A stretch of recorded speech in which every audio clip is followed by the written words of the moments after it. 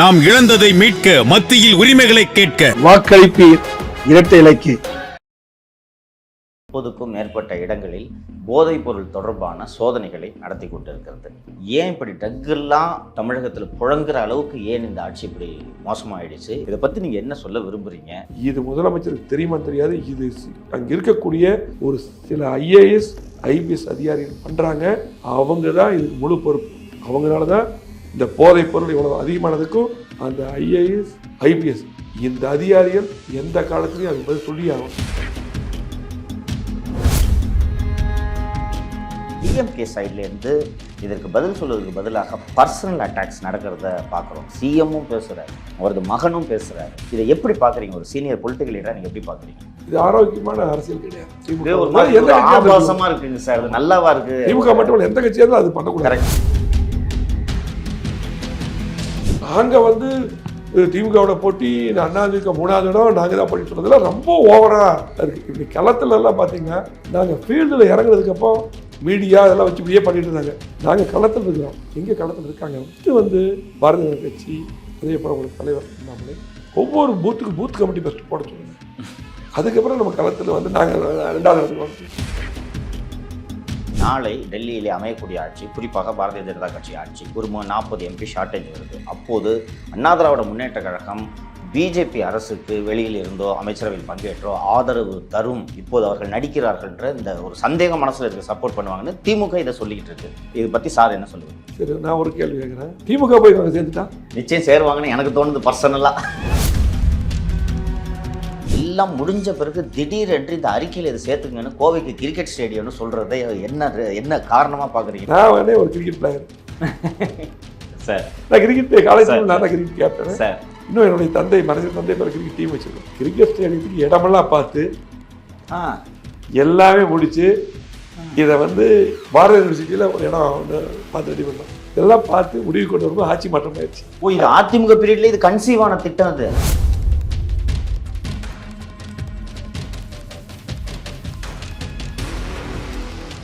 வணக்கம் சவுக்கு மீடியா நேயர்களே.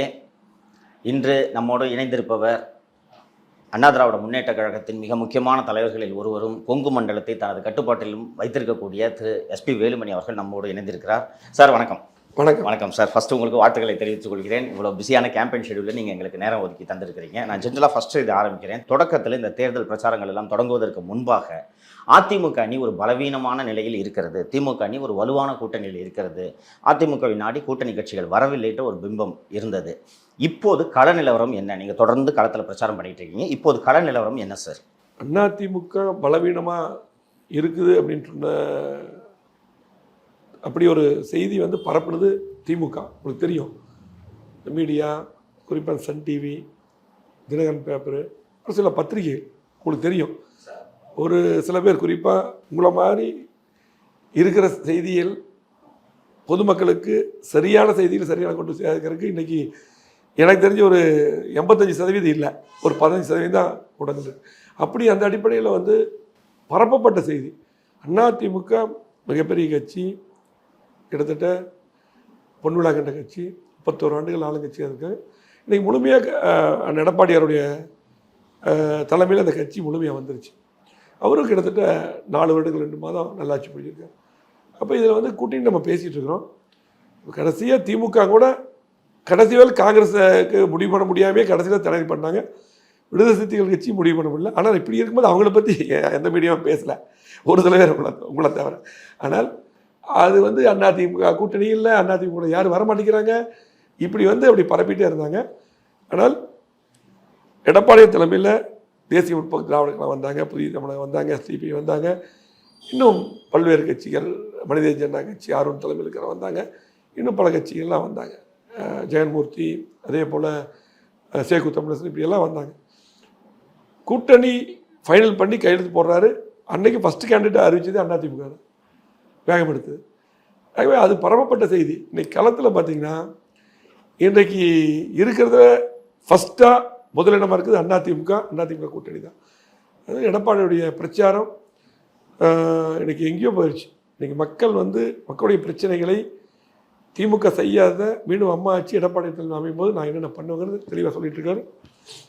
மக்கள் இன்றைக்கு மிகப்பெரிய அளவில் எடப்பாடியார் பேச்சு கேட்கறதுக்கு கூடுறாங்க. இதுதான் உண்மை. ஆகவே கண்டிப்பாக அதிமுக ஆரம்பத்திலேருந்தே தெளிவாக இருக்குது, திடமான முடிவாக இருக்குது. தேமுதிக அதிமுக கூட்டணி வந்து கிரவுண்ட் லெவலில் எப்படி ஒர்க் ஆகுதுங்க சார்? நீங்கள் பார்க்குறீங்க இப்போ இன்னைக்கு அங்கே தேமுதிக தொகுதிகளுக்கும் நீங்கள் பிரச்சாரத்திற்கு சென்றிருக்கிறீர்கள். இந்த அலையன்ஸ் எப்படி ஜெல்லாக இருக்குது, எப்படி ஃபங்க்ஷன் பண்ணுதுன்ட்டு நீங்கள் பார்க்குறீங்க சார்? தேமுதிக அதிமுக கூட்டணிங்கிறது ஒரு ராசியான கூட்டணி தான். 2011 வந்து அம்மா அந்த கூட்டணி அமைக்கும் போது கிட்டத்தட்ட 200 இடங்களுக்கு மேலே அப்போ வெற்றி பெற்றோம். திமுக எதிர்கட்சியாக கூட வர முடியல. அன்றைக்கி சூழ்நிலை எதிர்கட்சியாகவே அண்ணன் விஜயகாந்த் தான் வந்தார். அதுக்கப்புறம் வந்து பார்த்திங்கன்னா இடையில நம்ம 2019 இருந்தோம். 2021 எதிர்பாராமல் நமக்கு சேர முடியாமல் போயிடுச்சு. 2021 இன்னும் ஒரு சில கட்சியில் இருந்தால் இன்றைக்கி திமுகவுக்கு வாய்ப்பு இருந்திருக்கு. ஏதோ சூழ்நிலையில் ஆகிப்போச்சு. இன்றைக்கி அந்த கட்சி 2021 சில நேரத்தில் அவங்களுடைய தலைவர் அண்ணன் விஜயகாந்த் அவர்கள் உடல்நிலை சரியில்லாமல் மறைந்து விட்டார்.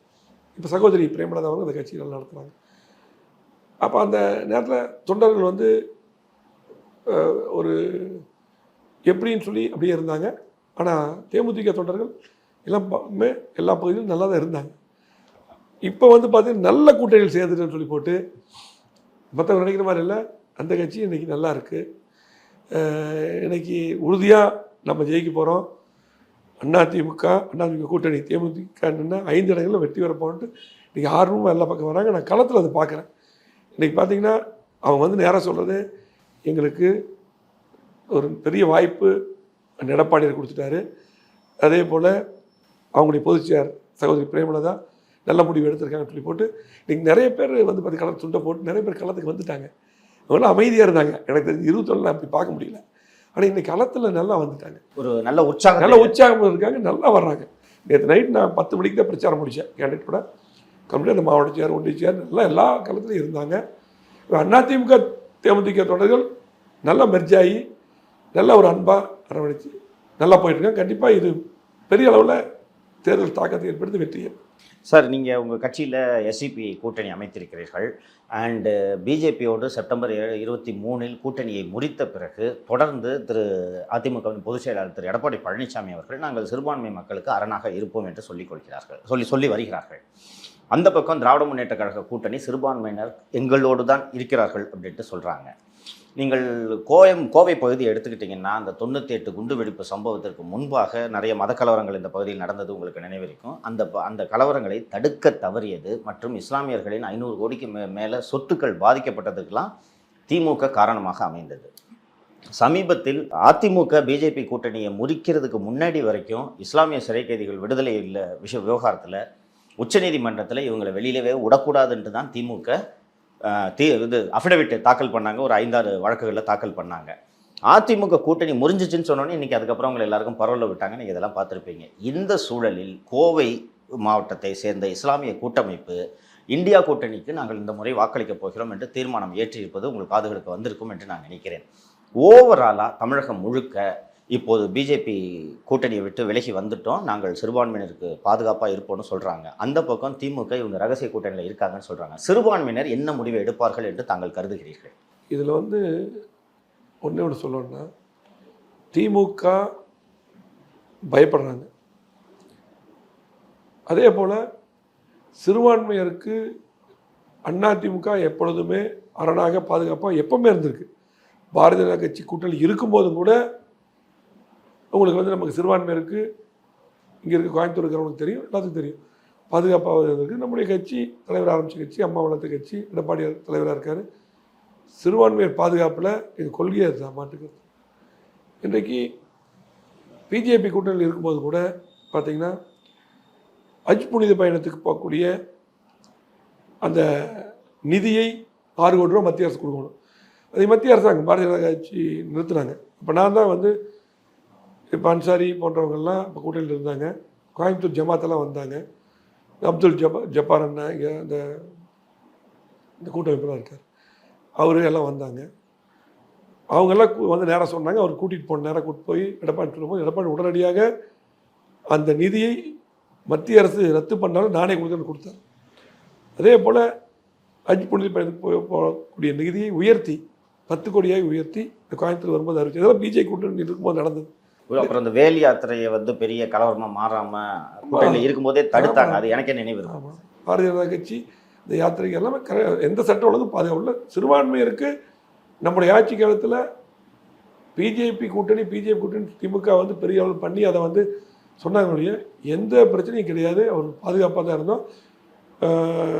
நோம்பு கஞ்சி அரிசி கொடுக்குறதா இருந்தாலும் சந்தனக்கூடு அந்த சந்தனக்கட்டை கொடுக்குறதும் சரி. அதே போல் நாகூர் தர்காவுக்கு கஜாபுரி நான் தான் இன்சார்ஜ் பார்த்தேன். இப்போ நாகூர் தர்கா அந்த குளக்கரையெல்லாம் உள்ள தொழுகிறாங்க, டேமேஜ் ஆயிடுச்சு. உடனே எடப்பாடி நாங்கள் வரும்போது நான் நேராக கூட்டிகிட்டு போய் பார்த்து 4.5 கோடி ரூபா உடனே கொடுத்தேன். பாரதிய ஜனதா கட்சி கூட்டணியில் இருக்கும்போது அதே மாதிரி கோயம்புத்தூரில் வந்து தமிழ்நாட்டில் அப்படி இருக்காது. கிட்டத்தட்ட மதிப்பு ஒரு 10 கோடி ரூபா இருக்கும். அரசாங்கத்தில் இடம் எடுத்து கொடுத்து கட்டி கொடுத்து கபர்ஸ்தான் மிகப்பெரிய அளவில் இந்த பாலக்காடு மெயின் ரோட்டில் இங்கேருந்து 1 கிலோமீட்டரில் கட்டி கொடுத்துருக்கோம். இதில் பாரதிய ஜனதா கட்சி கூட்டணியில் இருக்கும்போது எல்லாம் வந்து பாராட்டினாங்க. என்னென்னா திமுக வந்து சிறுபான்மை ஓட்டை வந்து பாரதிய ஜனதா கட்சியோட அதிமுக கூட்டணி முன்னாடி கூட்டணி பின்னாடி கூட்டணி எல்லாம் இப்படி சொல்லிட்டு இருக்காங்க. நீ சொன்னது போல் அந்த குண்டு வெடிப்புக்கு முன்னாடி மிகப்பெரிய கலவரம் வந்தது. அதே திமுக ஆட்சியில் அன்னைக்கு பார்த்தீங்கன்னா இந்த பிரச்சனைகள் இந்த பிரச்சனை வருவதுக்கு காரணமே அதுதான் முக்கியமாக. அதோட நீட்சி தானே தொடர்ச்சி. கோயம்புத்தூர் இவ்வளோ பாதிப்பாக இருக்கிறது மிகப்பெரிய பின்னடைவாச்சு. கோயம்புத்தூர் நாங்கள் எல்லாருமே பாதிக்கப்பட்டோம். பார்த்தீங்கன்னா எல்லாம் வீழ்ச்சி, தொழில் சரியாக போச்சு, ஒன்றுமே இல்லை. நிறைய பேர் ரொம்ப மோசமான நிலைக்கு தள்ளப்பட்டாங்க. எல்லா தொழில் போயிடுச்சு. அந்த நேரத்தில் வந்து பார்த்திங்கன்னா கோட்டமேட்டுக்குள்ளே போலீஸ் காவல்துறையே வந்து வேறு மாதிரி உள்ளாங்க. காவல்துறை வந்து ஒருத்தர் வந்து இறந்துட்டார் சொல்கிறாங்க. கண்டிப்பாக நடந்துடக்கூடாது, அது யாரும் ஏற்றுக்கொள்ள முடியும். ஆனால் அது இஸ்லாமியர் நிறைய பேர் அதை ஏற்றுக்கல, அது யாரும் ஏற்றுக்கல. அதை வச்சு பார்த்திங்கன்னா இந்த காவல்துறை டச் பண்ணுறது காவல்துறையே வந்து அந்த டைமில் உங்களுக்கு மப்டியில் உள்ள போந்து கடுமையாக உள்ள போந்து ரொம்ப இஸ்லாமிய நிற்க வச்சு சுட்டாங்க சார், நினைவுக்கு சார் பண்ணாங்க. இதுதான் தொடர்ச்சியாக அதுக்கப்புறம் வேகப்படுத்தி அது வேற மாதிரி சரியாக டேக்கிள் பண்ணியிருந்தாங்கன்னா இது நடந்திருக்காது. இது ஒன்று. ஆகவே பண்ணினது பூரா அவங்க தான். சில இஸ்லாமிய தலைவர்கள் தெளிவாக வந்து எல்லா பக்கம் பேசியிருக்காங்க. இப்போ அதை இருக்காங்க. திமுக தான் துரோகம் பண்ணிச்சு. அதிமுக அப்படி இல்லை. அதிமுக யதார்த்தமா பாரதிய ஜனதா கூட்டணியில் இருக்கும்போது எடப்பாடியே சொன்னார், ஒரு சிலது வந்து தவிர்க்க முடியலன்னாங்க. ஆனால் சிஏஏ பிரச்சனையை வந்து கொண்டு வந்தது காங்கிரஸ், திமுக எல்லாமே தான். அவங்க தான் ஆரம்பத்தில் ஆதரிச்சிருக்காங்க, எல்லாம் பண்ணியிருக்காங்க. விளக்கமாக எடப்பாடியார் கொடுத்துருக்காரு. ஆகவே அதிமுக பொறுத்தளவுக்கு எடப்பாடியார் பொறுத்தளவுக்கு திடமாக முடிவெடுப்பார். எடுத்ததில் ஸ்டாண்டில் கரெக்டாக இருப்பார். இன்றைக்கும் எடப்பாடியார் வந்து சிறைவாசிகள் விடுதலையில் ராஜீவ்காந்தி கொலை வழக்கில் இருந்து அந்த விடுதலை பண்ணுறதுக்கு அந்த சட்டத்தை அமைச்சரவையில் பாஸ் பண்ணுங்காட்டி தான் அது மூலிமா இதுக்கு ஒரு வாய்ப்பு வந்தது. இல்லாட்டி அதுக்கு முன்னாடியெல்லாம் பார்த்திங்கன்னா அந்த மாதிரி இவங்களை விடுதலை செய்யக்கூடிய வாய்ப்பு இல்லை. இது ஃபஸ்ட்டு அமைச்சரவை கூட்டம் இவங்களை விடுதலை பண்ணாங்க ராஜீவ்காந்திக்கு அந்த கொலையாளிகள். அதுக்கப்புறம் அதே தொடர்ச்சியாக இது வந்தது. அதை கூட இவங்க போய் விட முடியாது. நீ சொன்ன மாதிரி அப்படி போட்டாங்க. ஆனால் முதலாக சட்டமன்றத்தில் எதிர்கட்சி தலைவராக ஒரு கவன ஈர்ப்பு தீர்மானம் கொண்டது அந்த எடப்பாடியார் தான். 10 வருஷமாக எதிர்கட்சி தலைவராக இவர் இருந்தார்ல, ஸ்டாலின் இருந்தார்ல, ஒரு நாளாவது அந்த தீர்மானம் கொண்டு வர மாட்டார். ஏன்னா திமுக மட்டுமில்லை, காங்கிரஸ், விடுதலை சிறுத்தைகள் கட்சி, கம்யூனிஸ்ட்டு ஒருத்தருமே இதை பற்றி பேச மாட்டாங்க. ஏன்னா இந்துக்கள் ஓட்டு போயிரும் சொல்லி உள்ளூர பயம் வெளிப்படையாக நடிப்பாங்க. அப்படி கொண்டு வரல. ஒன்றே 2 பேர் மட்டும் அதை பற்றி பேசுனாங்க. சிறைவாசிகள் விடுதலை பற்றி ஜவஹர்லால் எம்எல்ஏ இருக்கும்போது பேசினார், அன்சாரி எம்எல்ஏ. 2 பேரை தவிர யாருமே பேசுறது கிடையாது. முதலாக ஒரு பெரிய கட்சி சிறைவாசிகளை விடுதலை பண்ணணும், அவங்களுக்கு உடல்நிலை சரியில்லை, வயது மூப்பாயிருச்சு, சூழ்நிலை காரணம் 25 வருஷமா சரியில்லை, இந்த சூழ்நிலை காரணமாக அவங்க பண்ணின தப்பு தான், இருந்தாலும் சூழ்நிலை காரணமாக குடும்பம் காரணமாக பண்ணணும்னு சொல்லி கவன தீர்மானம் கொண்டு வந்த ஒரே ஒரு எதிர்கட்சி தலைவர் எடப்பாடி. அப்போ தான் இவர் எந்திரிச்சிட்டாரு. ஸ்டாலின் வச்சு உங்களுக்கு என்ன அக்கறை அப்படின்னு ஆரம்பித்து அதுக்கப்புறம் இவர் கவன தீர்மானம் கொண்டு வந்து எல்லா கட்சியும் ஓடி வந்து கொடுக்குறாங்க. அதுக்கப்புறம் காலையில் கொடுத்து இவர் பேசுறதுக்கு அவங்களும் பேசுகிறாங்க. அப்போ தான் இதே நிகழ்வு. அதனால தான் விடுதலை அவங்களுக்கு பரவாயில்ல விட்டாங்க. ஆமாம், இதுதான் இதுக்கு முழு காரணம். இவரை பொறுத்தளவுக்கு கூட்டணி இருந்தால் கூட்டணி தர்மத்தை பார்ப்பார். வந்தால் அப்படி தான் வந்தால் ஸ்ட்ராங்காக நிற்பார். பிஜேபி கூட்டணியில் ஸ்ட்ராங்காக அவர் நிற்கிறார், அதெல்லாம் மாற்று கருத்தில் உங்களுக்கு எல்லாமே தெரியும். ஆனால் இதை வந்து பயந்துட்டு எஸ்டிபிஐ மாநாடு அவங்க போடுறாங்க, அதுக்கு எடப்பாடியாரை கூப்பிட்றாங்க, பேசிட்டு வர உடனே அடுத்த நாள் பார்த்தீங்கன்னா சிறுபான்மையெல்லாம் கூப்பிட்டு உங்களுக்கு என்ன வேணும் ஒரு கூட்டம் போகிறாரு செக்ரட்டரியேட்டில். இதே போல் வந்து இப்போ வந்து சிறுபான்மையர் ஓட்டு வந்து ஏன்னா திமுக அவங்க 3 வருஷம் ஒன்றுமே பண்ணல, கொடுத்த வாக்கு நிறைவேற்றல. உடனடியாக வந்து எடப்பாடியார் பின்னாடி போயிடுவாங்க, அண்ணா திமுக ஓட்டு போட்டுவான்னு பயந்துட்டு முன்னாடி கூட்டணி பின்னாடி கூட்டணி இதைத்தானே பேசுகிறாரு. அவர் பேசுறதுக்கு ஒன்றுமே இல்லை திமுகவுக்கு. இதை பேசி பேசி நம்ப வைக்கிறாங்க. ஆனால் இன்னைக்கு சிறுபான்மையர் அப்படி இல்லை. கண்டிப்பாக இந்த தடவை அதிமுக வாக்களிக்க தயாராக இருக்காங்க. அவங்கள வந்து ப்ரெஷரைஸ் பண்ணி சிலதை அறிவிக்க வச்சுருக்காங்க. சில ப்ரெஷரைஸ் பண்ணி அவங்களுக்கு சில கூட்டணி இருக்காங்கல்ல ரொம்ப வற்புறுத்தி அறிவிக்க வச்சுருக்காங்க. ஆனால் கடந்த முறை மாதிரி இல்லை. இப்போ இன்னைக்கு தெளிவாக இருக்காங்க. கண்டிப்பாக சிறுபான்மையர் வாக்கு வரும். அப்படி சிறுபான்மையர் வாக்கு வந்து இந்த தடவை எங்களுக்கு போடாமல் திமுக போகிற ஒவ்வொரு ஓட்டும் திமுக எப்படின்னா ஆனால் என்ன இவங்களுக்கு ஒன்றுமே செய்யாட்டி பரவாயில்ல, இவங்களுக்கு பாதுகாப்பும் பண்ணாட்டி ஒரு திட்டம் தர வேண்டாம், எப்படி தான் நம்ம ஓட்டு போட்டுருவாங்க இன்னும் தெனவட்டு ஆயிடுவாங்க. இவங்களுக்கு ஒன்றுமே பண்ண போகிறதில்ல. இன்னைக்கு வந்து பார்த்தீங்கன்னா யார் நல்லா செஞ்சாலும் அவங்களுக்கு ஒன்றும் பாரதிய ஜனதா கட்சியோட கூட்டணி இல்லைன்னா 2 பேருக்கு மாறி மாறி வாய்ப்பு கிடைப்பாங்க. இன்றைக்கி கூட்டணியிலேருந்து வெளியே வந்துட்டார் எடப்பாடியார். இன்றைக்கி எடப்பாடியார் ஆதரிக்காமல் இருந்தால் அப்போ திமுகவுக்கு வந்து ஒன்றும் பிரச்சனையே இல்லை. இவங்க என்ன இவங்களுக்கு எவ்வளோ ஏமாத்தினாலும் நம்ம ஓட்டு போடுவாங்கன்னு அது முடிவு பண்ணுவாங்க. இவங்க எல்லார் மனதிலையும் இருக்கக்கூடிய சந்தேகம் சார் இது. திமுகவும் இந்த சந்தேகத்தை மக்கள் மத்தியில் விதைத்து கொண்டிருக்கிறது. நாளை டெல்லியிலே அமையக்கூடிய ஆட்சி, குறிப்பாக பாரதிய ஜனதா கட்சி ஆட்சி, ஒரு 40 MP ஷார்ட்டேஜ் வருது. அப்போது அண்ணா திராவிட முன்னேற்ற கழகம் பிஜேபி அரசுக்கு வெளியில் இருந்தோ அமைச்சரவையில் பங்கேற்றோ ஆதரவு தரும், இப்போது அவர்கள் நடிக்கிறார்கள்ன்ற இந்த ஒரு சந்தேகம் மனசில் இருக்க சப்போர்ட் பண்ணுவாங்கன்னு திமுக இதை சொல்லிக்கிட்டு இருக்கு. இதை பற்றி சார் என்ன சொல்லுவாங்க? இது வந்து இந்த சந்தேகம் வந்து முழுமையாக கிளப்பி விடுறது திமுக. முதலமைச்சர் எல்லா பக்கம் பேசுகிறார். அவர் தான் அதை அப்படியே கிளப்பி விட்டு திமுகவுடைய ஐடி விங் இதை தீவிரமாக பண்ணுறாங்க. சரி, நான் ஒரு கேள்வி கேட்குறேன். திமுக போய் அங்கே சேர்ந்துட்டா நிச்சயம் சேருவாங்கன்னு எனக்கு தோணுது பர்சனலாக. ஏன்னா அவங்க 10 வருஷமாக பதவி இல்லாமல் தவிச்சிக்கிட்டு இருக்காங்க. இதாங்க நாங்கள் வந்து முதலமைச்சராக எடப்பாடி இருக்கும்போது தமிழ்நாட்டு மக்களுக்காக சிலது வந்து பிரதமரை பார்க்கும்போது அவர் எப்பவுமே பிரதமர் ஆஃபீஸ் தான் இருக்கார். டிஆர் பால் நாங்கள் பார்க்கும்போது அங்கேயே உட்காந்துருக்கோம். நாங்கள் பார்க்கும்போது ஆகவே இதை வந்து திமுக பாரதிய ஜனதா கட்சி கூட்டணியில் அமைச்சரவையில் முழுமையாக இருந்தவங்க உடனே மாறி காங்கிரஸ் இருந்தாங்க. அவங்க எப்போ வேணாலும் அவங்க போவாங்க. அதிமுக பொறுத்தது அப்படி போவோம்னு நினச்சிருந்தா 2019 எடப்பாடி அந்த முடிவு எடுத்திருப்பார். 2019 மிகப்பெரிய வாய்ப்பு அமைச்சரவையில் சேர சொல்லி சொன்னாங்க. இந்த எடப்பாடியார் அதுக்கு வந்து விருப்பம் இல்லை. அதே போல் அதிமுக பொறுத்தளவுக்கு பார்த்திங்கன்னா தமிழ்நாட்டோட நலன் தான் பார்ப்பாங்க. எடப்பாடியார் பொறுத்தளவுக்கு அது தெளிவாக இருக்கார். எப்போவுமே வந்து மத்திய அமைச்சரவையில் போய் நமக்கு வந்து அந்த டிபார்ட்மெண்ட் வேணும் அந்த டிபார்ட்மெண்ட் வேணும் போய் எப்போவுமே அம்மா இருக்கும்போது ஒரு சில கட்டத்தில் இருந்தாங்க. அவங்களுடைய சூழ்நிலை சரியில்லை, தமிழ்நாட்டுக்கு நல்லது பண்ணலன்னு விலையை வந்துட்டாங்க. அதுக்கப்புறம் எப்பவுமே இல்லை. அப்படி நினச்சது 2019 போயிருக்கலாம். கேபினட் மினிஸ்டர் கூப்பிட்டாங்க. எனக்கு தெரியும், நான் தான் கூட்டணி இதெல்லாம் இருந்தேன். அந்த தகவலாம் கட்டி சொன்னாங்க. அப்போ தெளிவான முடிவு எடுத்தது எடப்பாடியார் தான். இப்போ அந்த மாதிரி சூழ்நிலைக்கெல்லாம் அவர் போக மாட்டார்.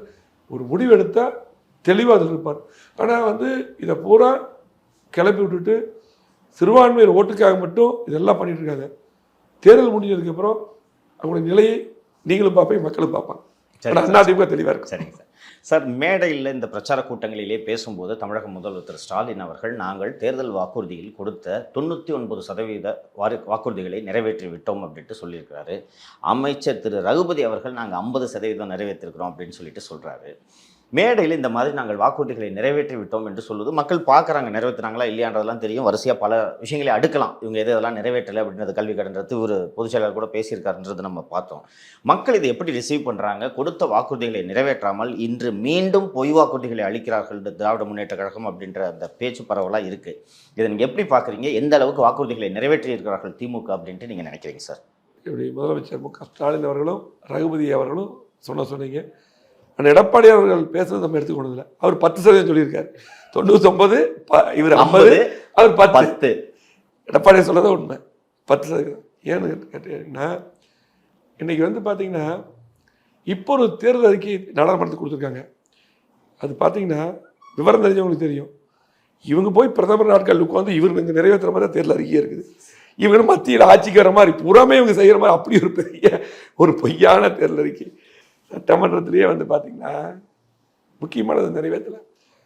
ஒன்று பார்த்தீங்கன்னா எடப்பாடியார் கடுமையாக போராட்டம் பண்ணி கவன ஈர்ப்பு தீர்மானம் கொண்டு வந்து பல முறை கடுமையாக பேசினார், நிறைய ஆர்ப்பாட்டம் அறிவித்தார்.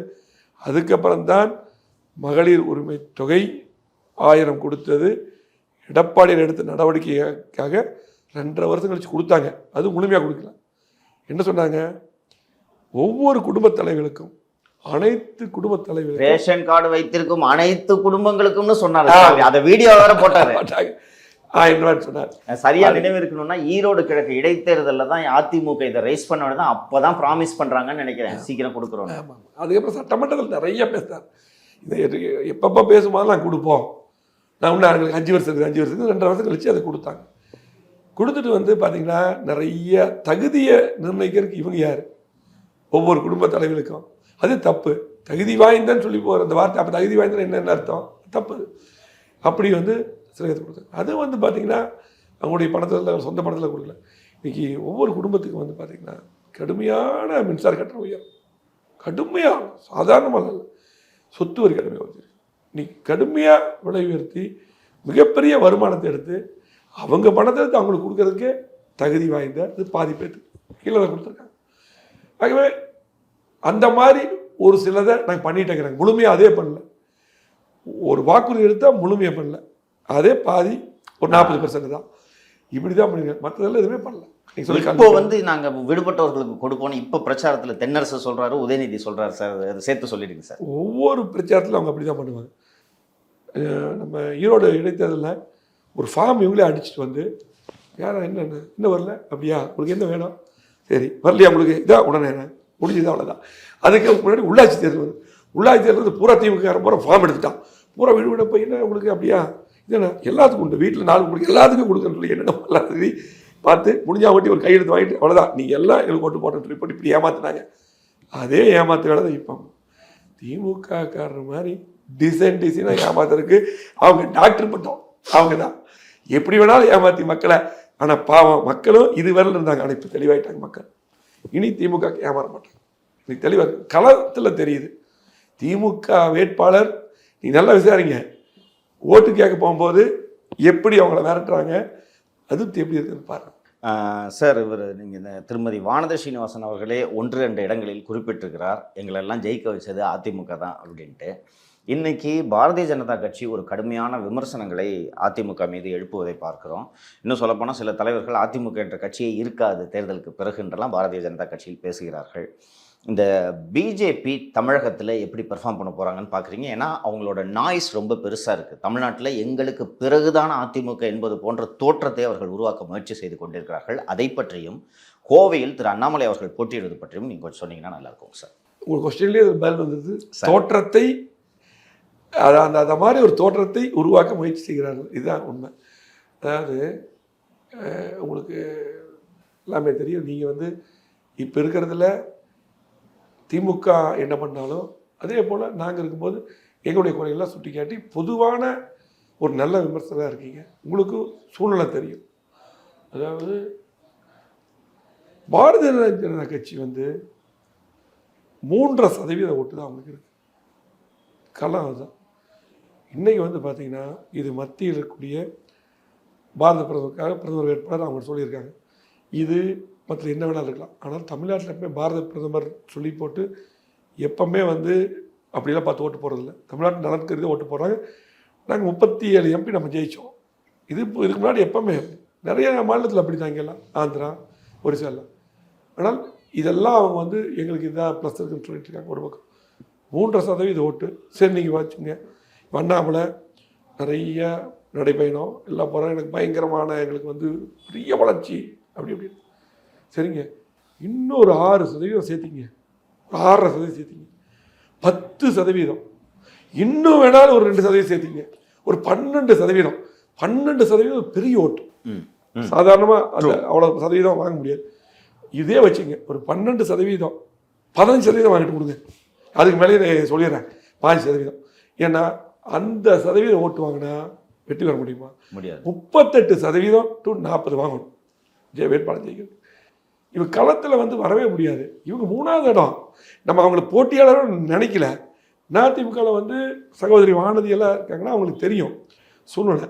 அப்போ பார்த்தீங்கன்னா இங்கே நிற்கும் போதே வந்து நமக்கு ஃபீல்டு தெரியும்.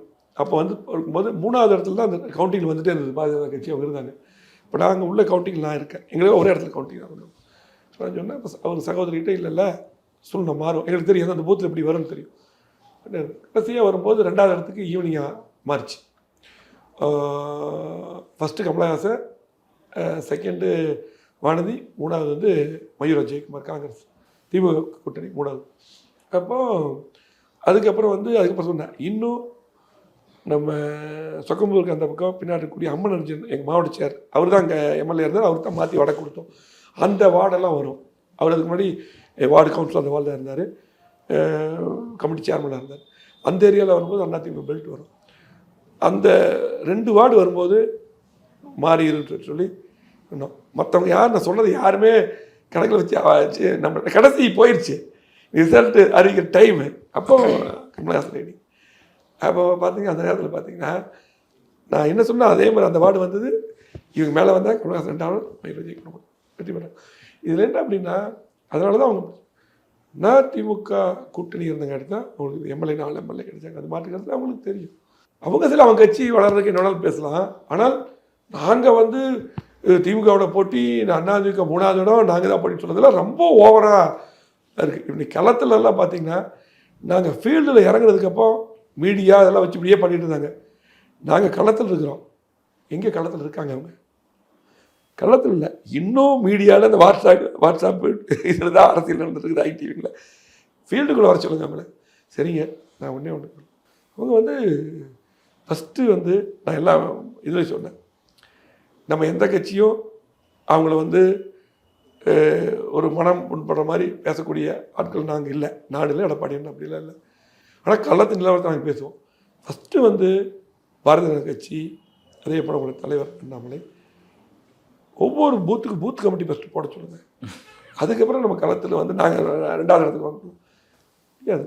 அதாவது அவங்க இந்த சூழ்நிலை தமிழ்நாட்டில் இல்லை, அங்கே இருக்கலாம். அது நம்ம அங்கே வர்றாங்க, மத்தியில் வர்றாங்க, அதெல்லாம் மாட்டோம். இங்கே அப்படி கிடையாது. இங்கே எங்கள் கூட இருந்தங்காட்டி தான் அன்றைக்கி அவங்களுக்கு இந்த வெற்றி அவ்வளோ பர்சன்டேஜ் வந்தாங்க. இன்றைக்கி அதனால தான் எங்கள் கூட வர்ற கட்சியில் பாட்டாளி கட்சியெல்லாம் ஓடி ஓடி ஓடி பிடிச்சிட்டு போகிறாங்க. எங்களுக்கு நாங்கள் எங்களை சுயமாக நம்பி நிற்கிறோம். கூட்டணி வரவேற்கிறோம். கூட்டணி கண்டிப்பாக வேணுங்கிற வரவேற்கிறோம், கண்டிப்பாக வைக்கிறோம். எங்கள் கூட கூட்டணி சேர்ந்தங்காட்டி இன்றைக்கி கண்டிப்பாக தேசிய முற்போக்கு திராவிட கழகம் இன்றைக்கி அதிக எம்பி வர போகிறாங்க. இன்றைக்கி அவங்க கூட இருந்தங்காட்டி நல்ல கூட்டணி, ராசியான கூட்டணி, நாங்களும் அதிக கூட்டணி மதிக்கிறோம். அதனால் அந்த மாதிரி அதே மாதிரி கோயம்புத்தூரில் கேட்டீங்க. கோயம்புத்தூரை பொறுத்தளவுக்கு ராமச்சந்திரனுடைய வெற்றி உறுதி செய்யப்பட்டது, மாற்று கருத்தில். இன்றைக்கி களம் அப்படி தான் இருக்குது. இன்றைக்கி பார்த்தீங்கன்னா நம்ம எப்படி இருந்தாலும் நமக்கு திமுக தான் போட்டி. அவர் அண்ணாமலை அவர் 3வது இடத்துல வருவார். அதான் கள நிலை. நம்ம இதை கள நிலையத்தை நான் பேசி ஆகணும். யார் வருத்தப்படுவேன்னு பார்க்க முடியாது. நான் ஃபீல்டில் இருக்கிறேன், நான் பல தேர்தல் பார்த்துருக்கிறேன். களம் அப்படி தான். திமுக அதிமுக போட்டிங்க, இன்னும் 3வது இடத்துல தான் போகும். வெற்றி உறுதி, ராமச்சந்திரனுடைய வெற்றி உறுதி. அது மட்டும் இல்லை, கோவை மாவட்டத்துக்கு திமுக இந்த 3 வருஷத்தில் எந்த திட்டமே தரல. 3 வருஷம் முடிஞ்சு போச்சு. திமுக பேசக்கூடிய முதலமைச்சரோ உதயநிதி ஸ்டாலினோ திமுக வேட்பாளரோ ஒரே ஒரு திட்டம் கோவை மாவட்டத்துக்கு கொடுத்தேன்னு சொல்லுங்க. நான் சொல்கிறேன், அதோட கூட சேர்த்து கேட்டுறேன். அன்யூஷுவலாக இருந்துச்சு இது. எல்லாம் முடிஞ்ச பிறகு திடீரென்று இந்த அறிக்கையில் இதை சேர்த்துங்கன்னு கோவைக்கு கிரிக்கெட் ஸ்டேடியம்னு சொல்கிறத என்ன காரணமாக பார்க்குறீங்க நீங்கள்? இங்கே தோற்று விடுவோம் என்ற அச்சத்தில். ஏன்னா ஒரு கட்சி தேர்தல் அறிக்கைனா முடிஞ்சு போச்சு. அதோட இவங்க பாதி பிரச்சாரத்துக்கு நடுவில் இதை அறிக்கையில் சேர்த்துக்குங்கன்னு ஒன்று கிரிக்கெட் ஸ்டேடியம், இன்டர்நேஷனல் கிரிக்கெட் ஸ்டேடியம்னு ஒன்று சொல்லியிருக்கு. அதை சேர்த்து பதில் சொல்லுங்க சார். கோவை மாவட்டத்துக்கு பார்த்தீங்கன்னா மிகப்பெரிய வளர்ச்சியை நம்ம கொடுத்துருக்கோம். 50 ஆண்டுகள் இல்லாத வளர்ச்சியை நம்ம 5-6 ஆண்டுகளில் கொடுத்துருக்கோம். புரட்சித் தலைவர் அம்மா இருக்கும்போது நம்ம கேட்ட திட்டமெல்லாம் கொடுத்தாங்க. எடப்பாடியார் முதலமைச்சர் வந்த பின்னால் என்னென்ன திட்டம் கேட்டோமோ எல்லாம் கொடுத்து நிதி ஒதுக்கி தந்தார். அதில் சில திட்டங்களை மட்டும் சொல்கிறேன். கோயம்புத்தூருக்கு நம்ம திமுக ஒன்றும் பண்ணல. பாரதிய ஜனதா கட்சி இன்றைக்கி எம்எஸ்எம்இ சிறு குறு தொழிலெலாம் பாதிச்சிருக்காங்க, கடுமையாக பாதிச்சிருக்காங்க, பல்வேறு பிரச்சனை இருக்காங்க. இவங்கெல்லாம் எதுவுமே பண்ணல. ஆனால் நாங்கள் இருக்கும்போது பார்த்திங்கன்னா இன்றைக்கி கோயம்புத்தூர் மாற்றி அமைச்சிருக்கிறோம். அதிகமான பாலங்கள் நீங்கள் பார்த்துருப்பீங்க. 10 சென்னை தான் அப்படி பாலங்கள்லாம் இருக்கும். அதை விட அதிகம் இருக்குது சார். அதிகமாக இருக்குது. 10 கிலோமீட்டருக்கு பாலம் எடப்பாடியார் கொடுத்தார். அம்மா அரசு நிதியிலேருந்து அவரே நிதி ஒதுக்கி கொடுத்தார். அதிகமான பாலங்கள். அந்த பாலங்கள் கூட இவங்க முடிக்கலீங்க. 3 வருஷம் ஆகி போச்சு. நம்ம கொண்டு திட்டங்களே முடிக்கல. பார்க்குறேன். அதனால முடிக்காதனால இன்னும் டிராஃபிக்காக இருந்தது பார்க்குறேன் சார். எல்லா சாலையும் விரிவாக்கம் நம்ம தான் பண்ணோம். ஆச்சு நான் 2010 அமைச்சராக வந்த பின்னால் அம்மாட்டி எடப்பாடி கட்டி விரிவாங்கி எல்லா சாலையும் விரிவாக்கம். நீங்கள் இங்கேருந்து பொள்ளாச்சி போயிருப்பீங்க. பொள்ளாச்சிக்கு எல்லாம் 1.5 மணி நேரம் போகிறதுக்கு 20 வருஷத்தில் இப்போ பொள்ளாச்சி போயிடலாம். மேட்டுப்பாளையம் ஊட்டி போகிறவங்கெல்லாம் பார்த்தீங்கன்னா கடைசி இப்போ பெண்ணாய்மலை பாலம் முடிஞ்சிச்சு. கிட்டத்தட்ட 20 வருஷம் மேட்டுப்பாளையம். இதுக்கு மேலே எல்லாம் 1.25 மணி நேரம் ஆகும். இப்படி ஒவ்வொரு ரோடும் கட்டுமானத்தை அதிகப்படுத்தியிருக்கிறோம். அது மட்டும் இல்லை, அத்திக்கடை வானாஸ் திட்டம் 70 வருஷங்க போராடிட்டு இருந்தாங்க. போராட்டக்குள்ள ஆரம்பித்து போராடிட்டே இருந்தாங்க விவசாயிகள். இப்போ அந்த திட்டத்தை கிடப்பில் போட்டுட்டு தான் சொல்கிறாங்க சார். இதுக்கு வந்து அண்ணன் எடப்பாடியாக இருக்கும்போது போய் பேசணும். ஏன்னா நீங்கள் தான் படித்தோம் விவசாய முதலமைச்சர். அப்போ இங்கே டிஸ்ட்ரிக்ட் மினிஸ்டர் தம்பி பண்ணலாம், மத்தியில் வந்து கொஞ்சம் பணம் வாங்கிட்டு நம்மளும் போட்டு பண்ணலாம். நான் எந்த மத்திய அரசு இருக்கும்போது பண்ணல. 70 வருஷம் ஆகிப்போச்சு. நீங்கள் ஒரு விவசாய முதலமைச்சர் இருக்கிறீங்க, உங்களுக்கு தான் ஃபீல்டு தெரியும். கண்டிப்பாக நீங்கள் பண்ணலாம், யார் பண்ணுவாங்க? நானும் கூட சேர்ந்த எம்எல்ஏலாம் வந்து யோசனை பண்ணேன். சரி நான் யோசனை பண்ணி டிஸ்கஸ் பண்ணி சொல்கிறேன். எப்போயும் அவர் அதிகாரி சொல்கிறதெல்லாம் கேட்க மாட்டார். அதிகாரி சொல்கிற கேட்டால் திட்டம் வந்திருக்காரு. அவரே ஒரு முடிவெடுத்து நிதி ஒதுக்கி நேரடியாக அவரை வந்து அடிக்கல் நாட்டி 95% பணி முடிஞ்சுதுங்க. 5% முடிக்காமல் வச்சுருக்காங்க. இது ஒன்று. ஸ்மார்ட் சிட்டி திட்டம் 8 குழந்தை அம்மா இருக்கும்போது 100 ஸ்மார்ட் சிட்டி மத்திய அரசு கொண்டு அங்கே 12 கேட்டாங்க, 11 கொடுத்தாங்க. கோயம்புத்தூருக்கு வந்து எல்லா குளங்களும் பார்த்தீங்கன்னா அங்கே போல பக்கத்துலேயே போக முடியாது. பஸ்லெல்லாம் போனாலே ஸ்மெல் வேறு.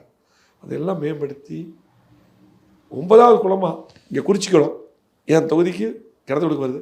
அதையும் நான் தான் உள்ளாட்சித்துறை அமைச்சர், அதுக்கு நான் தான் மினிஸ்டர். அதை பூரா மேம்படுத்தி குளங்கள்லாம் மேம்படுத்தி பண்ணோம். அதையும் கூட இப்போ வந்து பராமரிக்கிறது இப்படி இருக்கு. இவ்வளோ அற்புதமாக அந்த குளங்களை பண்ணோம். அரசு மருத்துவமனை பார்த்தீங்கன்னா ப்ரைவேட் ஹாஸ்பிட்டல் மாதிரி பண்ணியிருக்கோம். எடப்பாடி இருக்காங்க. இருதய அறுவை சிகிச்சை சென்னை தான் இங்கே மக்கள் போயிட்டு இருந்தாங்க. இங்கே போவாங்க, ஒரு டோக்கன் கொடுப்பாங்க, பரிந்துரை அங்கே போய் இருப்பாங்க. சிறுநீரக மாற்று அறுவை சிகிச்சை அதுக்கு சென்னை தான் நான் போவோம். இல்லை, அதையெல்லாம் எடப்பாடியாக இருக்கும்போது இங்கே கொண்டு வந்து பில்டிங் வந்து ப்ரைவேட் ஹாஸ்பிட்டலோட ஜிஹெச் பண்ண அற்புதமாக இருக்குது. அப்போ நாங்கள் ப்ரைவேட்டில் வந்து சில ஏஜென்சிஸ், அதாவது தன்னார்வலர்களை போட்டு க்ளீனிங் தான் முக்கியம். ஆமாம் ஆமாம், அதையெல்லாம் பண்ணி வச்சுருந்தோம். அம்மா உணவு முன்னாடி வந்து அற்புதமாக பண்ணி ஃபுட்டு கொடுத்தோம்.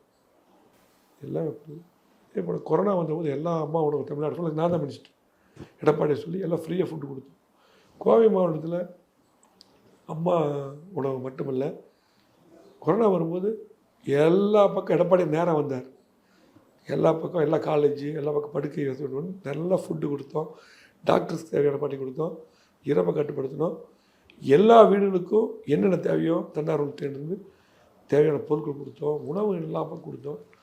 இது இந்த கோயம்புத்தூர் நீங்கள் சொல்கிறீங்கள, நாங்கள் இதுதான் நான் சொல்கிறேன், இதெல்லாம் பண்ணியிருக்கிறோம். மக்களோட மக்களாக இருக்கிறோம். இன்னும் பார்த்து கலெக்டர் ஆஃபீஸ் புது பில்டிங், எஸ்பி ஆஃபீஸ் புது பில்டிங், 6 புதிய தாள் இருக்கான், 6 புதிய கல்லூரி எங்கேயுமே கிடையாது. 6 கல்லூரி 2000 ஆஃபீஸில் படிக்கிறாங்க. அதில் ஒரு ஓன்ஸ் கல்லூரி ஒன்று. இப்படி பார்த்து பண்ணிட்டு சொல்லிட்டு ஏர்போர்ட் விரிவாக்கம் 20 ஆண்டுகள பிரச்சனை. ஜீரோ வேல்யூ பண்ணிட்டாங்க திமுக ஆட்சியில். யாரும் லேண்டு கொடுக்கல. பயங்கர போராட்டம் நடக்குது. எடப்பாடி பேசுகிறேன்னா நீ பண்ணணும், ஜீரோ வேல்யூ எடுக்கணும், அவங்களுக்கு தேவையான.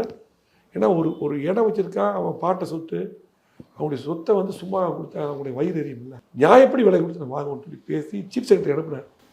அப்போது ஒரு மீட்டிங் போட்டு நான் அமைச்சர் சீஃப் செக்ரட்டரி குறைச்சி போயிட்டு நிலத்துக்கு நிதி ஒதுக்கினார். எல்லாம் எடுத்து முடித்தோம். ஒன்றும் அதை முடிக்கல. அவங்க எதுவுமே முடிக்கல. எல்லா திட்டம் நாங்கள் கொண்டு வந்தோம். இன்னும் சொல்லிட்ட போல எல்லா கிராம சாலைகள் போட்டோம். அதாவது வீடுகள், அடுக்குமாடி வீடுகள் ஏழைகளுக்கு கட்டி கொடுத்தோம். இன்னும் அதெல்லாம் முடிக்கல. நாங்கள் இருக்கும்போது சில வீடு கட்டி முடித்தோம். பாரத பிரதமர் வீடு கட்டும் திட்டம், பசுமை வீடுகள் நாங்கள் போகிற வீடு கட்டி கொடுத்தோம். 3 வருஷத்தில் வீடே கிடையாது திமுக. இன்னும் சொல்லிட்டு மக்களுக்கு தெரியும் இவ்வளவு திட்டங்கள் பண்ணுங்கிறது. எங்களுக்கு முழுமையாக 11 ஜெயிச்சோம். திமுக ஒன்றுமே இல்லை. ஆமாம் சார், ஆமாம் சார், ஆமாம் சார். அதுதான் வந்து அந்த வேலைக்கு மக்கள் கொடுத்தாங்க. இன்றைக்கும் நாங்கள் உள்ள போன வரவேற்பு இருக்குது. நாங்கள் போய் இதெல்லாம் செஞ்சுருக்க சொன்னோம். திமுக ஏதோ ஒன்று சொல்லி ஓட்டு கேட்க சொல்லுங்கள், ஒன்றுமே இல்லை. ஆகவே ஃபீல்டில் வந்து நாங்கள் ஸ்ட்ராங்காக இருக்கிறோம், இவ்வளோ திட்டங்கள் செஞ்சுருக்கிறோம், உரிமையோட ஓட்டு கேட்குறோம். அதே போல் பார்த்தீங்கன்னா ஜிஎஸ்டி பிரச்சனை கடுமையாக இருக்குது. பூரா இண்டஸ்ட்ரீஸ் உங்களுக்கு தெரியும். Yes sir. அப்போல்லாம் வந்து ஜெயக்குமார் தான் அண்ணன் ஜெயக்குமார் தான் வந்து ஜிஎஸ்டி கவுன்சில் மெம்பராக இருந்தார் அப்போ கவர்மெண்ட் இருக்கும். ஒவ்வொரு பிரச்சனையாக நான் தான் அவர்கிட்ட போய் எடுத்து சொல்லி எடப்பாடி சொல்லி நிறைய சலுகைகள் அந்த வரி குறைச்சி பண்ணி கொடுத்து நாங்கள் தான் இது ஃபாலோ பண்ணோம். இப்படி நிறைய பிரச்சனைகளை ஃபாலோ பண்ணியிருக்கிறோம். மத்திய அரசில் இருக்கும்போது கூட்டணி இல்லைன்னு இங்கே வர வேண்டிய ஃபண்டை நேராக போய் உட்காந்து வாங்கிட்டு வந்ததுக்கு நாங்கள் போய் நிறைய ஃபண்டை வாங்கிட்டு வந்துருக்கோம். இன்றைக்கி இவங்க வந்து பார்த்திங்கன்னா சண்டை போட்டுக்கிறாங்க மாதிரி நடிக்கிறாங்க. ஆனால் போய் பார்த்திங்கன்னா விளையாட்டுக்கு போய் ஒரே நாளில் வந்து பிரதமர் கூட்டு வரவங்க செல்வாக்கு இருக்குது. தமிழ்நாட்டு மக்களுக்கு திட்டமெல்லாம் வரதில்லை. அப்போ வந்து மேடையில் வந்து மத்திய அரசு ஒன்றும் செய்யலைங்கிறாங்க. மத்திய அரசை பொறுத்தளவுக்கு பார்த்திங்கன்னா எந்த அரசாக இருந்தாலும் தமிழ்நாட்டை வளர்ந்த மாநிலமாக நினைக்கிறாங்க. ஆனால் இங்கே நம்ம தான் நிறைய டேக்ஸ் கட்டுறோம். இதெல்லாம் வந்து நமக்கு திரும்பி வர்றதில்லை. அது எடப்பாடி தெளிவாக சொல்கிறார். எந்த காங்கிரஸோ பிஜேபி ரெண்டு எது இருந்தாலும் நமக்கு எதுவுமே பண்ணுறது இல்லைங்கிறது ஒரு தெளிவாக மேடையில் பேசுகிறார். அதுவே பார்த்திங்கன்னா கோயம்புத்தூரை பொறுத்தளவுக்கு நாங்கள் செஞ்ச திட்டங்களுக்கும் அதே போல் இன்றைக்கி நீங்கள் ஒன்று கேள்வி கேட்டீங்க. கிரிக்கெட் ஸ்டேடியத்துக்கு இடமெல்லாம் பார்த்து எல்லாமே முடித்து இதை வந்து பாரத யூனிவர்சிட்டியில் ஒரு இடம் ஒன்று பார்த்து ரெடி பண்ணோம்.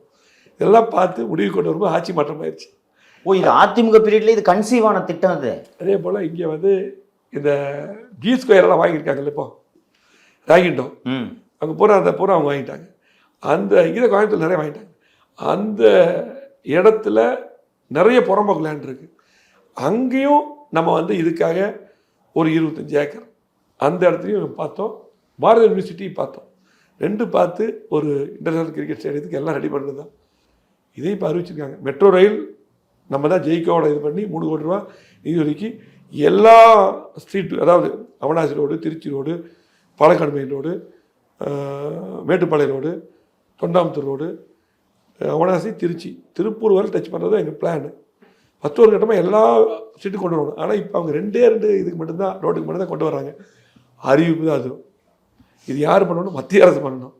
நீ மத்திய அரசில் போய் இங்கே அறிவிப்பு பட்ஜெட்டில் அறிவிக்கிறீங்க, நிதி ஒதுக்கு மாதிரி சொல்கிறீங்க, அடுத்த நடவடிக்கை இல்லை. அதனால் எடப்பாடி இருக்கும்போது தனி மீட்டிங் போட்டு ஆரம்பட்ட ஸ்டடியெல்லாம் பண்ணி அறிவித்தது இங்கேயே தான் அறிவித்தார். மெட்ரோ ரயில் கொண்டு வரப்போம் கோயம்புத்தூர் அறிவித்தது தான். எல்லாமே நம்ம பண்ணுது. அதை ஃபாலோ பண்ணால் பரவாயில்ல. ஸ்டேடியத்தை வந்து நம்ம எல்லா வேலையும், நான் வேணே ஒரு கிரிக்கெட் பிளேயர் சார். நான் கிரிக்கெட் காலேஜ் நான் தான் கிரிக்கெட் கேப்டன். இன்னும் என்னுடைய தந்தை மறைஞ்ச தந்தை பேர் கிரிக்கெட் டீம் வச்சுருக்கோம். நமக்கு வந்து நிறைய தம்பிகள்லாம் நம்ம கூட நிறைய இடங்கள்லாம் ஒர்க் பண்ணாங்க. அது ஒரு முக்கியமான ப்ளஸ்ஸு. ஒவ்வொரு ஊர்லேயும் ஒரு 50 பசங்க இருப்பாங்க எனக்கு. சரிங்க சார். ஒவ்வொரு ஊர்லேயும் இருப்பாங்க எல்லாம். அப்போ வந்து நம்ம பண்ணினதை இவங்க பண்ணுறதுனாங்க. பண்ணுனா கோவை மாவட்ட மக்களின் பிரதிநிதியாக வரவேற்போம். ஆனால் சொன்னது எதுவுமே பண்ணலை. கிரிக்கெட் ஸ்டேடியம் கோயம்புத்தூருக்கு வரும். மீண்டும் அம்மாவுடைய ஆட்சி எடப்பாடி தலைமையில் அமைந்ததோ இந்த திட்டம் வரும். நாங்கள் கொண்டு வருவோம். இதுதான் உண்மை சார். அப்புறம் இந்து நாளேட்டுக்கு அளித்த ஒரு நேர்காணலில் ஒருத்தர் எடப்பாடி பழனிசாமி அவர்கள் ஒரு புது பொலிட்டிக்கல் தியரியை பிச் பண்ணுறாரு. அதாவது என்னென்னா, தேசிய கட்சிகள் அவசியம் இல்லை மாநிலங்களுக்கு. இப்போ நான் எந்த தேசிய கட்சி கூட கூட்டணி வச்சாலும் மாநிலங்களின் உரிமைகளை கேட்டு பெற முடியவில்லை. இப்போ நான் காங்கிரஸ் கட்சி கூட கூட்டணி வச்சிருந்தேன்னா காவேரி பிரச்சனைக்கு நாங்கள் என்ன பண்ணுறது? அதனால் மாநில கட்சிகள் நாங்கள் எம்பிக்களை தேர்ந்தெடுத்துட்டோம்னா எங்களோட உரிமைகளை மீட்டு பெறுவதற்கு நாங்கள் தனித்து நிற்பது தான் சரி அப்படின்னாரு. ஏடிஎம்கே தான் முதல் முறையாக இந்த 2014 இதை பண்ணிகிட்டு இருக்காங்க. எங்களுக்கு எம்பியை கொடுங்க, என்ன வேணுன்றதை நாங்கள் வாங்கிக்கிறோம். கூட்டணின்றது பலவீனன்றது மாதிரி எடப்பாடி பழனிசாமி அவர்களும் பிச் பண்ணியிருந்தார். எனக்கு இது ஓரளவுக்கு சரின்னு தோணுது. ஏன்னா இப்போது காவேரிக்கு கர்நாடக முதல்வர் திரு சித்தராமையா மற்றும் துணை முதல்வர் DK சிவகுமார் வந்து சொட்டு தண்ணி கூட கொடுக்க மாட்டோம்னு சொன்னாங்க. ஏடிஎம்கே அதை கண்டிச்சிருந்தாங்க. டிஎம்கேலேருந்து அது குறித்து ஒரு வார்த்தைகள் கூட இல்லை. இது ஒரு தியரியாகவே மாநிலங்களின் நலனுக்காக தேசிய கட்சிகளோடு கூட்டணி வைக்காமல் இருப்பது ஒவ்வொரு மாநிலங்களுக்கும் நல்லதுன்ட்டு அதிமுக கருதுகிறதா? ஏன்னா ஒரு திரு பழனிசாமி அவர்களோட ஹிந்து வேட்டி அப்படி தானே இருந்தது. நீங்கள் என்ன நினைக்கிறீங்க? எங்களது பொதுச் செயலாளர் எதிர்கட்சி தலைவர் எடப்பாடி அவர்கள் எந்த முடிவெடுத்தாலும் தெளிவாக ஒரு சம்பந்தப்பட்ட விஷயங்கள் தெரிஞ்ச சப்ஜெக்டை கேட்டு தெரிஞ்சுட்டு தான் எதுவும் பேசுவார். எந்த முடிவிலும் கேட்டு எடுப்பார். தனியாக அந்த முடிவு எடுக்க மாட்டார். இந்த கூட்டணி கூட பார்த்திங்கன்னா நம்ம எல்லாத்தையும் முக்கிய மாவட்ட செயலாளர்கள் அதே போல் தலைவர் நிர்வாகிகள் எல்லாத்தையும் வச்சு இந்த முடிவு நடத்தும். அப்போ வந்து பார்த்திங்கன்னா அவர் எப்போவுமே சொல்லிட்டு இருப்பார், மத்தியிலிருந்து பல திட்டங்கள் நமக்கு வரல. அதே போல் பார்த்திங்கன்னா அவர் சொன்ன பாயிண்டில் முக்கியமாக நீ திமுக கூட காங்கிரஸ் மற்றவங்களாம் இருக்காங்க. அதனால் வந்து பார்த்தீங்கன்னா பல விஷயங்கள் அவங்க எதுவுமே எந்த பேச இதுவுமே முடியல. பேசுறதும் இல்லை, அவங்க எந்த இதுவும் கொண்டு வரதுக்கு நினைக்கிறதும் இல்லை, எந்த இதுவுமே பேச முடியறதில்ல. ஆனால் அதிமுக வந்து கூட்டணி இருந்தாங்க கூட 22 நாள் நாங்கள் நாடாளுமன்றத்தை முடக்கியிருக்கிறோம். Yes. அப்போ கூட்டணி இருந்தாங்க Yes. காவிரி மேலாண்மை வாரியம் Yes. அமைக்கிறது. அது நம்ம தெளிவாக இருந்தாலும் கூட சில விஷயங்கள் வந்து பார்த்தீங்கன்னா கூட்டணி தர்மத்துக்கு ஒரு சில விஷயங்கள் வேறு வழி இல்லாமல் சில அது வந்து கேட்க வேண்டிய சூழ்நிலை இருக்காது. அவர் பேட்டியில் சொன்னார். அதனால தான் அந்த முடிவு எடுத்தார். நமக்கு இனி வந்து தமிழ்நாட்டோட நலன் தான் முக்கியம். கண்டிப்பாக நம்ம எம்பி இன்றைக்கி ஒரு 38 பேர் 39 பேர் முழுமையாக நம்ம வெற்றி பெற்றால் நம்ம அங்கே வந்து தமிழ்நாட்டோட உரிமையை எதனால் மீட்டெடுப்போம். இல்லாட்டி கண்டிப்பாக அங்கே வந்து நம்ம உரிமையை கேட்டு பெறறதுக்கு நம்முடைய நாடாளுமன்ற சரியாக இருப்பாங்க. எடப்பாடி அதை வழிகாட்டுவார். ஆகவே நமக்கு வந்து மேகதாது பிரச்சனை கடுமையான பிரச்சனை. மேகதாது கட்டிட்டாங்கன்னா என்ன ஆகும் உங்களுக்கு? தமிழ்நாடுடைய நிலைமையை மாறிடும். அதனால் அது வந்து தெளிவாக இருந்தார் அவர். அதை பற்றி விஷயம் தெரியும் அந்த எடப்பாடியாருக்கு. இந்த அரசு காவிரி மேலாண்மை வாரியத்தில் அந்த வந்து எவ்வளவு வந்து அந்த குழுவில் வந்து காவிரி மேலாண்மை அந்த நீர் குழு முறைப்படுத்தக்கூடிய குழுவில் அந்த தண்ணி விடக்கூடிய முறைப்படுத்தியிருக்காங்க. அதை மட்டும்தான் பேசுகிறோம் இல்லையே. மேகதாது சப்ஜெக்டை வந்து கொண்டு போய் வச்சு எடப்பாடியார் இருக்கும்போதே கொண்டு வந்து வச்சு உடனடியாக கூப்பிட்டு அதிகாரி சொல்லி உடனடியாக வெளிநட பண்ணாங்க. நம்மளே அது வரவே சப்ஜெக்டே வரக்கூடல. நான் திமுக அரசு அதை கண்டுக்காம விட்டு சப்ஜெக்டு வந்து அதை வந்து அது ஒரு ஓட்டெடுப்பு மாதிரி நடத்தி இன்றைக்கி பார்த்திங்கன்னா கர்நாடகா இருக்கக்கூடிய அதிகாரிகள் மற்றவங்களாம் நடத்தி இன்றைக்கி மேலே அனுப்பிட்டாங்க. அதையே மத்திய அரசுக்கு அனுப்பியிருக்காங்கல்ல, டிபார்ட்மெண்ட் அனுப்பியிருக்காங்கல்ல. அப்போ வந்து பார்த்திங்கன்னா இதையே வந்து பார்த்திங்கன்னா தடுக்கலை. இது எவ்வளோ தவறான விஷயம். நாளைக்கு ஏதாவது சூழ்நிலையில் அங்கே வந்து வேலையாற்ற என்ன ஆகுது தமிழ்நாடு? இதெல்லாம் வந்து இன்றைக்கி பார்த்தீங்கன்னா இவங்களுடைய கூட்டணி தான் இருக்குது. இவங்க வாங்க நீங்கள் வந்து திமுக சொல்ல வேண்டியது தானே, நீ வந்து அங்கே வந்து மேகதாது கட்டக்கூடாது அப்படின்னா நீ காங்கிரஸ் கூட கூட்டணி கிடையாது வெளியே வர வேண்டியது தானே. நாட்டு மக்கள் எல்லாம் வரணும்ல. எடப்பாடி அப்படியே முடிவெடுத்துக்காரு. எங்களுக்கு அவங்கெல்லாம் வேண்டாம் சொல்லி முடிவெடுத்துக்கு அந்த காரணம். நமக்குடைய உரிமைகள் நம்ம வந்து மீட்டெடுக்கணும். நம்ம யாராக இருந்தாலும் தமிழ்நாட்டுக்கு துரோகம் பண்ணால் நேருக்கு நேர் கேள்வி கேட்கணும். தமிழ்நாட்டுக்கு திட்டங்கள் வேணும்னா நேரம் நின்று கேட்டு பெறணும். அதுதான் இந்த முடிவெடுத்து. சார், இப்போது இந்த திரு பன்னீர்செல்வம் மற்றும் திரு தினகரன் அவர்கள் தனித்தனியாக போட்டியிடுகிறார்கள். அவங்க 2 பேரும் குறிப்பாக பிச் பண்ணுறது என்னன்னு கேட்டிங்கன்னா, தென் தமிழகத்தில் அதிமுகவே இல்லை, சவுத்தில் நாங்கள் தான் என்று சொல்கிறார்கள். இவங்க பிரிந்து தனித்தனியாக போட்டியிடுவது அதிமுகவின் வெற்றி வாய்ப்பை பாதிக்கும், அதிமுகவை பலவீனப்படுத்தும் என்று நீங்கள் நினைக்கிறீர்களா? தென் பகுதியில் நான் சொல்கிறேன். அதாவது அந்த சமூக ஈக்குவேஷன் உங்களுக்கு தெரியும். அதிமுக பொறுத்தளவுக்கு மிகப்பெரிய கட்சி. அதே போல் அந்த பக்கம்லாம் தென் தமிழகம் எல்லாம் மிக ஸ்ட்ராங்காக இருக்கும் கட்சி. அதிமுகவுக்கு புரட்சித் எம்ஜிஆர் அவர்களும் அம்மா அவர்களும் இப்போ எடப்பாடியார் அவர்கள் இன்னைக்கு தொண்டர்களால் நிர்வாகிகளால் மாவட்ட கழக செயலாளர்கள் முழுமையாக ஏற்றுக்கொண்டு பொதுச் செயலாளர் இருக்கார். இந்த கட்சியில் வந்து அங்கே இருக்கிறவங்க ரெட்டலை சின்னம் அதிமுக கட்சி தான் பார்ப்பாங்க ஒன்று. அதே போல் நீங்கள் சொன்ன அவங்க 2 பேர்த்தையும் வளர்த்துறது இந்த கட்சி தான், இந்த கட்சி தான். ஆகவே அவங்க என்ன நினைப்பாங்கன்னா, இந்த கட்சி எதிர்த்து ஒரு போட்டி போட்டாலே கண்டிப்பாக எந்த காலத்துலையும் வந்து சைன் பண்ண முடியாது, மக்கள் ஏற்றுக்க மாட்டாங்க. ஆகவே அப்படி ஒரு இது மீடியா மூலம் அப்படி கிளப்பிட்டுருக்காங்க. கண்டிப்பாக எங்களுடைய வேட்பாளர்கள், எங்களது மாவட்ட செயலாளர்கள், எங்களுக்கு வர தகவல்கள்லாம் பார்த்திங்கன்னா அந்த மாதிரி சூழ்நிலை இல்லை. கடந்த முறையும் கூட டிடி தினகரன் அவர்கள் கடம்பூர் ராஜதாங்க வெற்றி பெற்றார். இதே ஒரு உதாரணம். ஆகவே தமிழ்நாட்டை பொறுத்தளவுக்கு எந்த ஜாதி கட்சிகளும் சமுதாயம் அதே போல் ஜாதி இதெல்லாம் பெருசாக எடுபடாது. நிறைய இடத்துல பார்த்திங்கன்னா ஒரு சின்ன சமுதாயம் நிறைய பக்கம் இப்போ இந்த தடவை எம்பியாக இருக்கிறவங்க எம்எல்ஏ நிறைய பேர் வெற்றி பெற்றிருக்காங்க. நடந்து முடிந்த சட்டமன்ற தேர்தலையும் கூட 3% அதிமுக குறைவுங்கிறது ஒரு பொதுவான பார்வை. ஆனால் அப்படியெல்லாம் இல்லை. ஒரு சில இடத்துல கூட்டணி கட்சி நின்ற இடத்துல இன்றைக்கி பார்த்திங்கன்னா இன்றைக்கி திருவண்ணாமலை அதே போல் ஆத்தூர் இங்கெல்லாம் 1 லட்சம் 1.5 லட்சம் ஓட்டில் வித்தியாசம் ஜெயிச்சாங்க. இந்த பர்சன்டேஜெல்லாம் எடுக்கும்போது அங்கெல்லாம் அதிமுக இருந்து அந்த மாதிரி சொல்ல வந்து இதெல்லாம் எடுக்கும்போது பார்த்திங்கன்னா 1.5% தான் நம்ம கரெக்டாக கணக்கு போட்டு நமக்கு வித்தியாசம் திமுகன்றது. திமுக வந்து மிகப்பெரிய சப்போர்ட் பண்ணி அவனை முதலமைச்சர் ஆக்கணும், அந்த ஆட்சி வரலாம் மக்கள் ஓட்டு போடல. அப்போ அதிமுக ஆட்சி வரணும் நிறைய நினச்சாங்க. ஒரு சூழ்நிலை ஒரு 10 வருஷம் இருந்தாங்க, ஒரு சின்ன ஒரு இதில் இப்படி வந்துச்சு. ஆகவே அதிமுகவுக்கு ரெட்டலை சின்னத்துக்கு தான் அந்த வாக்குகள்லாம் வரும். அவங்களுடைய கணக்கெல்லாம் தப்பு கணக்கு, தேர்தல் முடிவில் தெரியும். நல்லதுங்க சார். சார், அப்புறம் இந்த கேம்பெயினில் நீங்கள் அதிமுக கேம்பெயின் திரு எடப்பாடி பழனிசாமி அவர்களின் கேம்பெயினில் நீங்கள் டிஎம்கேவோட இஷ்யூஸை அட்டாக் பண்ணுறீங்க. கொடுத்த வாக்குறுதிகளை நிறைவேற்றல, முதலீடு வரல, திட்டங்களை கிடப்பில் போட்டுட்டீங்கன்னு. பட் டிஎம்கே சைட்லேருந்து இதற்கு பதில் சொல்வதற்கு பதிலாக பர்சனல் அட்டாக்ஸ் நடக்கிறத பார்க்குறோம். தொடர்ந்து ஒரு திரு எடப்பாடி பழனிசாமி அவர்களை அப்யூஸ் பண்ணுறது, இது சிஎம்மும் பேசுகிறாரு, அவரது மகனும் பேசுகிறாரு. அண்டு இது எப்படி பார்க்குறீங்க நீங்கள் ஒரு பொலிட்டிக்கல் லீடராக? இந்த டிபேட் எப்படி இருக்கணும்னா, நீங்கள் அவங்க மேலே 2 சார்ஜ் சொல்லணும். நீங்கள் வந்து வாக்குறுதிகளை நிறைவேற்றலன்ட்டு நீங்கள் அவங்க சொன்னீங்கன்னா, இல்லை நாங்கள் நிறைவேற்றிட்டோம் அவங்க பதில் சொல்கிறது ரைட். அதுபோல் பர்சனல் அட்டாக்ஸ் பண்ணுறது இந்த பொலிட்டிக்கல் டிபேட்டையே ஒரு கீழ் லெவலுக்கு கொண்டு போகிறதா நான் பார்க்குறேன். இதை எப்படி பார்க்குறீங்க? ஒரு சீனியர் பொலிட்டிக்கல் லீடராக நீங்கள் எப்படி பார்க்குறீங்க? இது ஆரோக்கியமான அரசியல் கிடையாது. இதில் என்னென்னா, தமிழ்நாட்டு மக்கள் எப்பவுமே ஆரோக்கியமான அரசியல் தான் விரும்புவாங்க. இதில் எங்களது பொதுச்செயலாளர் எடப்பாடி அவர்கள் தெளிவாக ஒரு எதிர்க்கட்சி தலைவர் இருக்கார். மக்களுடைய பிரச்சனைகளை என்னென்ன திட்டம் செய்யலை, நாங்கள் செஞ்சுருக்கிறோம், இதுக்கு பதில் சொல்லுங்கன்னு சொல்கிறார்.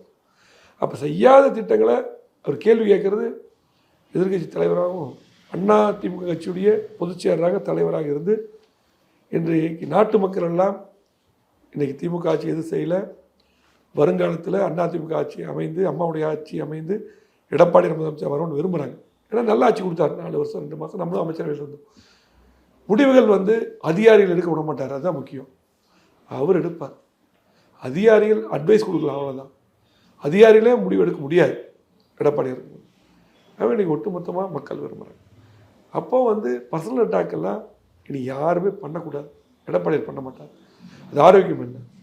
என்ன திட்டங்களை செஞ்சு அவங்க ஓட்டு கேட்கிட்டு, எடப்பாடி அவர்கள் அவர் செய்யாத சொல்லிட்டு நாங்களும் செய்யலை அப்படின்னா அதை அவங்க சுட்டி காட்டணும், மாற்று கருத்து இல்லை. நீங்க கொடுத்த வாக்குறுதி நிறைவேற்ற சரியா பண்ணல சொல்லிட்டு அதைத்தான் எடப்பாடி ஆரோக்கியம் கொண்டு போயிட்டு அதை பண்ணிட்டு. என்னை பொறுத்தளவுக்கு தமிழ்நாட்டுடைய அரசியல் மக்கள் பார்க்கக்கூடிய பார்வை, மக்கள் விரும்புறது இனியாவது அதை நிறுத்திக்கணுங்கிறது தான். திமுக மட்டும் இல்லை, எந்த கட்சியாக இருந்தாலும் அது பண்ணக்கூடாது, நிறுத்திக்கணும். எடப்பாடியார் கரெக்டாக கொண்டு போயிட்டு இருக்காரு. சார், இன்றைக்கி நம்ம அந்த நிகழ்ச்சியோட இறுதி கேள்வியாக அதை கேட்குறேன். இன்றைக்கி நம்ம அந்த நேர்காணல் நடத்திட்டு இருக்கிற நேரத்தில் அமலாக்கத்துறை 30க்கும் மேற்பட்ட இடங்களில் போதைப்பொருள் தொடர்பான சோதனைகளை நடத்தி கொண்டு இருக்கிறது.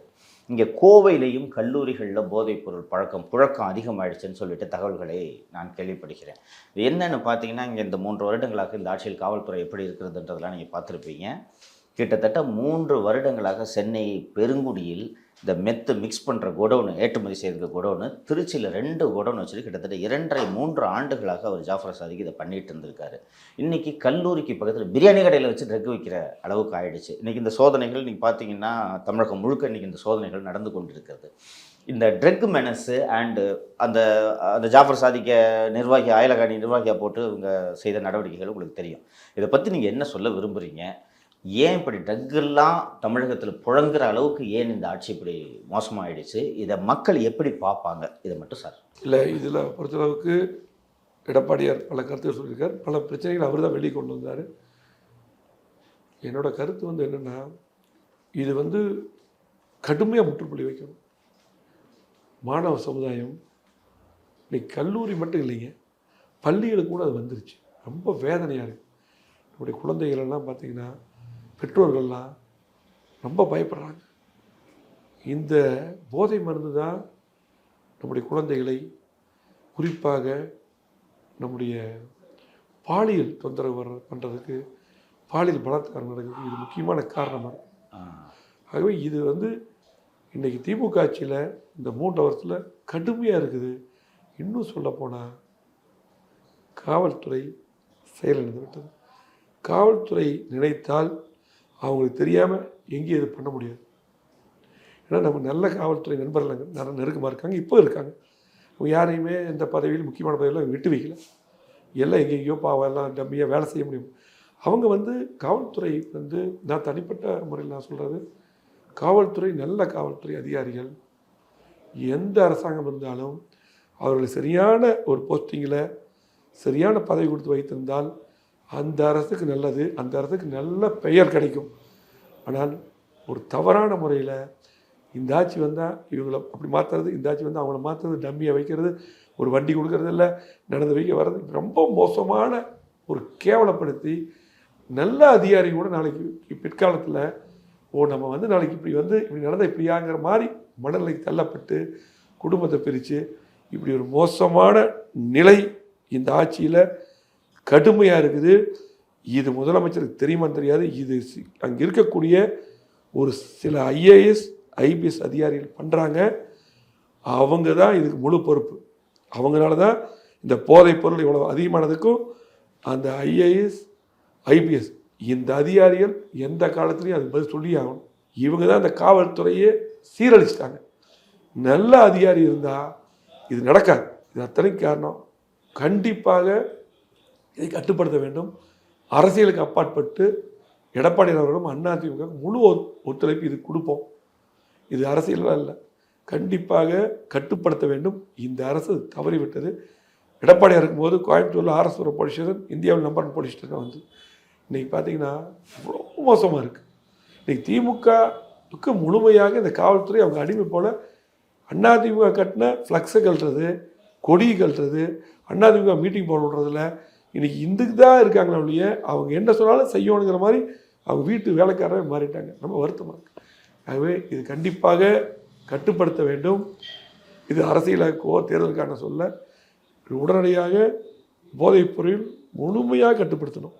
நம்முடைய மாணவர்களையும் குழந்தைகளையும் பெண் குழந்தைகளையும் காப்பாற்ற வேண்டும் என்றால் கண்டிப்பாக கட்டுப்படுத்தணும். சார், உங்கள் பிஸியான கேம்பெயின் ஷெடியூலில் நீங்கள் எங்களுக்கு இவ்வளோ நேரம் கொடுத்து ரொம்ப விரிவாக பல விஷயங்களே எங்களுக்கு பேசியிருக்கீங்க. இந்த நேரத்தை ஒதுக்கி சவுக்கு மீடியா நேயர்களுக்காக நீங்கள் இந்த நேர்காணல் அளித்ததற்கு எங்களது நெஞ்சார்ந்த நன்றியை தெரிவித்துக் கொள்கிறேன். தேர்தல் பிரச்சாரத்தில் உங்களுக்கு இன்னும் செம்மையாக செயல்பட வாழ்த்துக்களையும் தெரிவித்துக் கொள்கிறேன். நன்றிங்க சார். ஒரு நிமிஷம். அதாவது நீங்களும் வந்து இப்போ சவுக்சங்கன் பேர் சொன்னாலே பொதுமக்கள்கிட்ட இன்றைக்கி இருக்கிற செய்தியை சரியான முறையில் யாருக்கு பயப்படுவான்னு சொன்னான்ட்டு ஒரு பேர் இருக்குது. உங்களோட நான் இது 2வது பேட்டி. நான் நிறைய ஊடகங்கள் மேக்ஸிமம் நான் எங்களுக்கு ஜெயக்குமார் மட்டும் தான் பேசுவேன். நாம் மேக்ஸிமம் இந்த பேட்டி கொடுக்கறது ரொம்ப குறைவான பர்சன்டேஜ் தான் இருக்கும். இருந்தாலும் கூட உங்களோட பேட்டி கொடுத்தது எங்களுடைய மாவட்டத்துடைய நிலையை, நாங்கள் செய்த திட்டங்களை, அம்மா கொண்டு வந்த திட்டங்களை, எடப்பாடியார் அவர்கள் அதிகமான திட்டங்களை, அதிகமான வளர்ச்சியை கொண்டு வந்தது நாங்கள் அதிமுக நாங்கள் அமைச்சராக இருந்து செய்தது பூரா சொல்லக்கூடிய வாய்ப்பு கொடுத்த உங்களுக்கும் உங்கள் மீடியாவுக்கும் நெஞ்சார்ந்த மனமார்ந்த நன்றி சார். வணக்கம் சார். வணக்கம் சார்.